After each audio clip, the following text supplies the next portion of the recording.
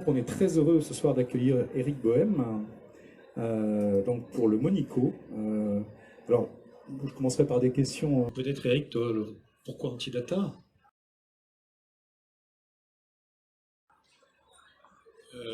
Antidata parce que le Monico est alors ce qu'on appelle une novella, ce que j'ai découvert, je ne connaissais pas ce terme, mais c'est l'éditeur qui m'a fait découvrir ce terme, c'est-à-dire que c'est un texte court. J'ai oublié le nombre de signes ou de mots, mais il est court. Et donc, c'est plus court comme vous le voyez, c'est plus court qu'un roman. Et j'ai recherché s'il y avait des éditeurs qui étaient à l'aise ou habitués à éditer ce format, hein, simplement. Et Antidata semblait manifestement je ne sais pas si on peut dire spécialiste, ou en tout cas l'éditeur qui s'investissait le plus dans ces formats-là, le format. Alors, le Berry et le Morvan, tout ce qui se passe sur cet espace, alors qui n'est pas fait que de lignes ferroviaires, même s'il y a beaucoup de lignes ferroviaires, mais pas uniquement. Mais alors, comment on part d'Abidjan et qu'on arrive dans le Berry et le Morvan? Ou est-ce que c'est le contraire? Oui, c'est plutôt le contraire. Puisque moi j'ai passé quand même toutes mes vacances quand j'étais enfant dans le Berry. Donc, et que je suis arrivé à Abidjan en 2002. Donc, j'ai pris un billet de train au hasard.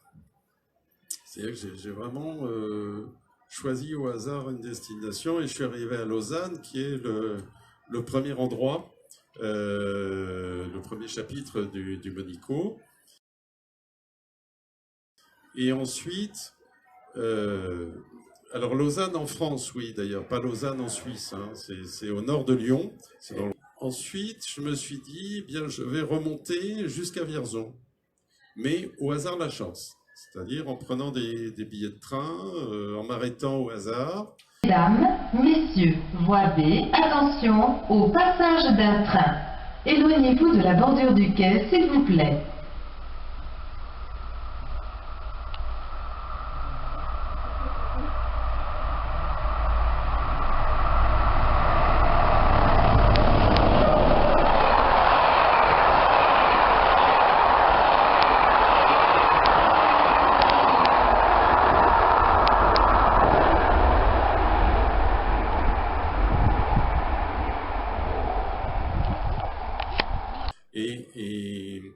Et donc j'ai remonté, en fait c'est plus que le Berry, hein, parce que je pars du Rhône, et il y a 6 départements, je ne les connais jamais par cœur, mais c'est le Rhône, la Saône-et-Loire, l'Indre, le Cher bien sûr, l'Allier bien sûr, et il y en a un 6e qui m'échappe, qu'en fait j'ai remonté, et c'est cette balade hein, ferroviaire, puisque je faisais tout en train, qui m'a inspiré, en fait, des années après, hein, bien sûr, l'écriture du Monico.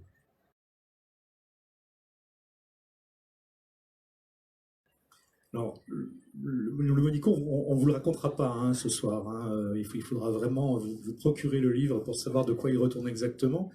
Mais le Monico, c'est quand même une tranche de vie d'une héroïne rare, hein, vraiment rare dans la littérature, hein, je trouve. Cette femme, Arlette, hein, qui est extrêmement libre, qui est extrêmement malicieuse, et qui avance effectivement en prenant des trains, en trouvant parfois quelqu'un pour la convoyer à un endroit où il faut absolument qu'elle aille, dans un périple qui est... Alors, qu'est-ce qu'il doit au hasard? Qu'est-ce qu'il doit justement à des itinéraires cachés en fait par rapport à sa quête, puisqu'elle a une quête. Ce qui est très étonnant, c'est qu'elle est extrêmement facile d'abord, elle est gentille, vraiment, très bienveillante, et en même temps très alerte sur ce qui se passe autour d'elle. Elle donne toujours l'impression d'en savoir 2 fois plus que, sur à peu près tout, que les gens qui sont autour d'elle, mais sans jamais la ramener. Et c'est vraiment un personnage très très étonnant, enfin, et qui puise dans une expérience glanée par des années en fait de travail en assistante de direction, plus ou moins, enfin, dans une myriade de PME, en fait, étalées entre Lyon et Orléans.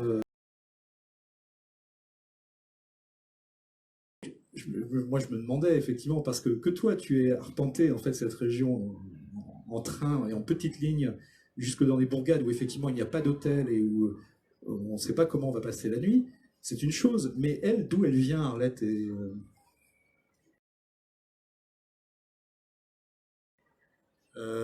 Arlette, c'est une création, hein. C'est vraiment une création. Autant dans Zone 4, il y avait des personnages totalement créés, mais d'autres qui s'inspiraient de gens que j'avais rencontrés. Autant Arlette voilà, est une totale création, ainsi que l'ensemble des personnages. En fait, je n'ai pas rencontré son amoureux, puisqu'en fait, si elle prend le train et qu'elle traverse toutes ces régions, c'est à la recherche hein, de son amoureux, qui s'appelle Juju. Ou René Georges, ou Kit, et puis tous ces gens, Monsieur Pozzani, etc. Donc c'est que des créations. Dans ces pérégrinations, effectivement, donc sur ces trains qui aujourd'hui seraient des intercités ou des trains régionaux ou des TER, ce que tu mets en scène dans le Monico, c'est une France dont on parle peu, dont on a toujours peu parlé.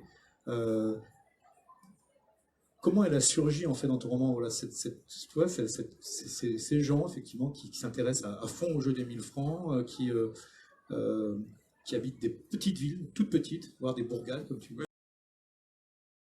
Des bourgades, hein. Ouais, des bourgades, et qui se lancent, donc comme c'est le cas là, dans une, même si c'est sous un mode qui devient fabuleux au fur et à mesure qu'on avance, mais dans une espèce d'immense quête. D'amour, d'aventure, dans tous les sens du terme. Et je trouve ça saisissant, cette façon d'aller chercher des protagonistes assez improbables et de les rendre épiques, presque. Alors, c'est pour ça que je trouve que, par rapport à la question précédente, que je n'ai pas oubliée, je pense qu'il y a un lien quand même entre Zone 4 et le Monico. Parce que dans Zone 4, c'est pareil, il y a beaucoup de personnages, et je m'intéresse à ce qu'ils vivent au quotidien. Et c'est pareil, c'est des personnages qui ont, je pense par exemple aux répétiteurs, je pense aux restaurateurs et autres, et ce qui m'intéresse en fait, c'est toujours ce que vivent les gens, hein, réellement, c'est-à-dire au quotidien. Et dans le Monico, j'essaye aussi de montrer ça. Alors, ce qui est très beau dans cette impression, c'est qu'effectivement, les repères, je dirais, les repères temporels, enfin les repères justement on voit bien qu'on parle d'une France qui a largement disparu, ou en tout cas qui a muté de façon profonde, et en même temps, tu réussis à nous la rendre immédiatement vivante et sans aucune trace de nostalgie. C'est-à-dire que ça pourrait être quelque chose de très, justement, moi j'avais évoqué Alain Souchon parce qu'il y avait, tu vois, justement ce côté de surnostalgie en fait sur la France des petites lignes ferroviaires. Et en fait, tu le prends comme un fait, comme plus qu'un décor, mais vraiment comme une réalité.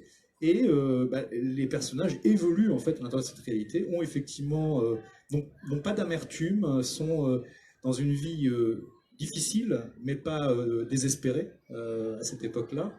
Et il y a une espèce de souffle d'humour et d'optimisme en fait tout au long en fait de la novella en effet. Ce sont des gens qui vivent. Et ce qui m'intéresse, c'est de traduire cette vie au quotidien. Et puis, bien sûr aussi, c'est toujours un peu le cas dans mes livres, les arcanes amoureuses qui relient les uns et les autres. Hein, voilà. En ce moment, parce que dans ce cadre qui est très réaliste, bourré d'humour, qui doit beaucoup, c'est vrai, hein, à l'ensemble des personnages, mais avec ce personnage d'Arlette, en fait, qui transfigure en fait tout ce qu'elle touche de façon extrêmement naturelle, en fait. Elle arrache en fait aux gens par son regard, par sa malice, mais toujours et sa gentillesse. René Georges, que certains, et là, je trahis un des secrets, mais qu'une lecture malveillante d'un personnage comme René Georges dirait, mais c'est quoi cette espèce d'atroce bof monstrueux, on n'en connaît pas des pires. Et en fait, il apparaît comme Oui, il est ce qu'il est, mais il est sympathique, même dans sa lourdeur, qui est réelle, hein, ne nous l'aurons pas. Il est sympathique, on finit par bien l'aimer, et ça, c'est quand même la magie de ce personnage un peu féerique, en fait, qui transforme tout ce qu'elle touche au fur et à mesure de ses arrêts dans ses gardes au nom, alors tous réels, mais quand on ne connaît pas le pays, on pourrait se dire, mais c'est pas possible, il les a créés exprès pour que ça fasse France profonde, quoi. Ils sont extraordinaires, même les noms des villages. Donc, je trouve que c'est un des vrais miracles en fait que réalise le Monico. Enfin, c'est pour ça que j'ai été très touché en le lisant. Et cette fois, en oubliant effectivement toute référence à Zone 4 hein, ou à Réalité métissée, c'était l'impression que dans un tissu extrêmement anodin, légèrement suranné, difficile à dater, mais on se dit bien que c'est pas les années 60, mais que c'est pas non plus les années 2000, hein, enfin que c'est quelque part entre les deux. Et il y a tout à coup quelque chose d'un peu comme une quête magique en fait qui se met en place, doucement. Il y a des éléments de décor, oui, magiques en fait qui tombent. Et c'est pour ça qu'à un moment, je me suis dit, mais là j'ai l'impression de me retrouver dans un personnage du Grand Mône. Enfin, et avec tout cet émerveillement complètement inattendu, parce que c'est pas un endroit où on attend comme ça de l'émerveillement, où il y a un mélange d'émerveillement enfantin et d'émerveillement amoureux. Et j'étais étonné du fait qu'il n'y a pas un seul élément qui touche au fantastique, hein, et pourtant ça donne à la fin une espèce d'impression de fantastique. C'est probablement la tonalité ferroviaire aussi qui donne ça, puisque c'est un cheminement un peu au hasard, comme le Monico, puisque le train a quand même le fil rouge qui agrège l'ensemble des lieux, des personnages et des situations vécues, des fois très improbables, c'est le train. C'est ça ce qui les rassemble, ce qui les réunit. Et donc, le côté, c'est ça, je vois que c'est qu'en fait, tout est un peu improbable. Hein, et c'est ça qui peut donner cette tonalité fantastique, c'est que c'est pas une histoire très charpentée en fait. Arlette, elle est fantasque en fait. Hein, elle est fantasque et donc elle a un périple. Alors, elle a un but quand même. Hein, elle le fait pas par hasard, mais on sent que son périple est quand même très hésitant, très aléatoire. Et c'est peut-être un peu le charme aussi d'Arlette, hein, c'est qu'elle est surprenante. Hein, elle n'est pas cerveau gauche. Hein, bon, voilà. Un très très beau personnage, c'est un guide. Oui, je crois que j'aime bien ce mot qui a pu être galvaudé parfois, mais qui la correspond vraiment à la situation. C'est un guide extraordinaire, improbable, dans un décor qui est lui-même totalement réaliste, totalement factuel, mais qui prend une tonalité improbable en fait par la juxtaposition d'éléments qui est proposée, et pour une quête qui devient une quête qui se finira au Monico, mais qui est une épopée, quoi. Enfin vraiment une épopée, une quête du Graal incroyable dans un mouchoir de poche à l'échelle du pays, quoi. Enfin, donc dans l'équivalent de 5 départements ou 6 départements, reliés par ces petites lignes, donc fermées les unes après les autres, désormais, ou parce qu'elles ne sont pas assez rentables, parce qu'il n'y a pas assez de monde, et qui pourtant créait un décor unique, un espace de jeu littéraire et de jeu humain absolument incroyable. Et le Monico est magique, alors même qu'il est totalement réaliste. Hein. Il n'y a pas une touche de fantastique affichée comme telle, mais pour moi c'est une lecture qui est magique, enfin, vraiment.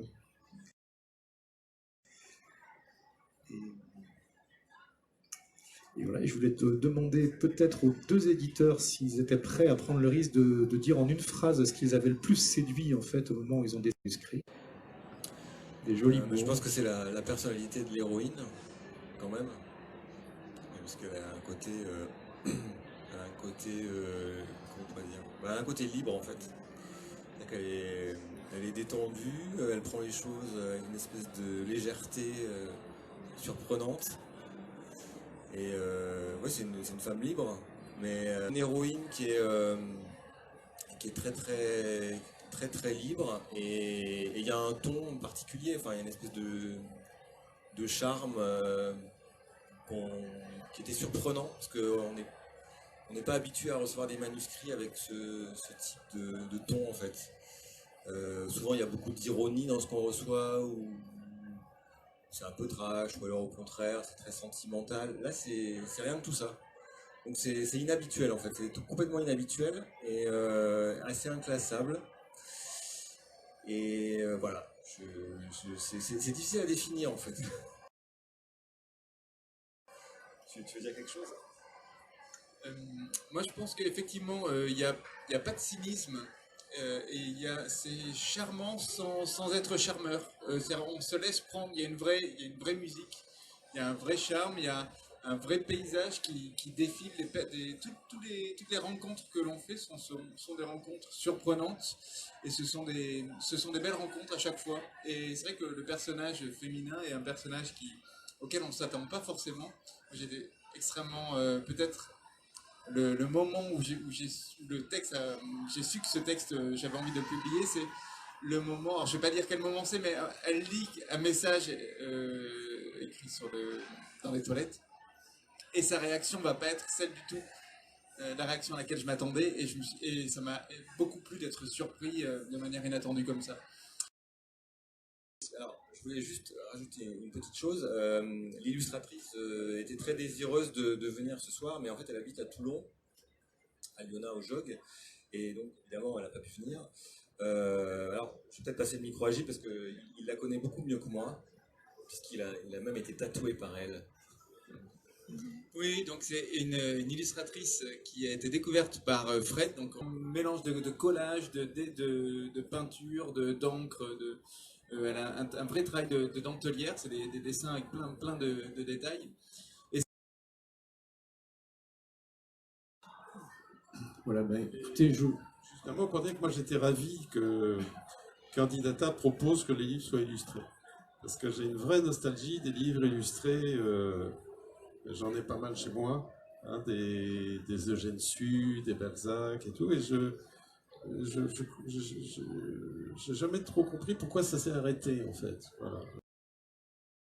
parce que c'est un texte qui garde longtemps son mystère, son alchimie, en fait, quasiment jusqu'au bout, et qui nous fait quelque chose, on ne sait pas exactement comment il s'y prend, mais qui nous fait, je crois que c'est bien ce qu'on dirait, il nous fait quelque chose de très particulier. Ouais, moi, il m'a fait quelque chose en plus avec la dernière ligne. J'ai trouvé qu'il y a des textes, il y a des livres comme ça où la toute fin produit un effet qui éclaire tout ce que tu as lu avant. Et j'ai trouvé que la dernière ligne lui donnait une dimension très profonde. Juste la dernière phrase. Parce que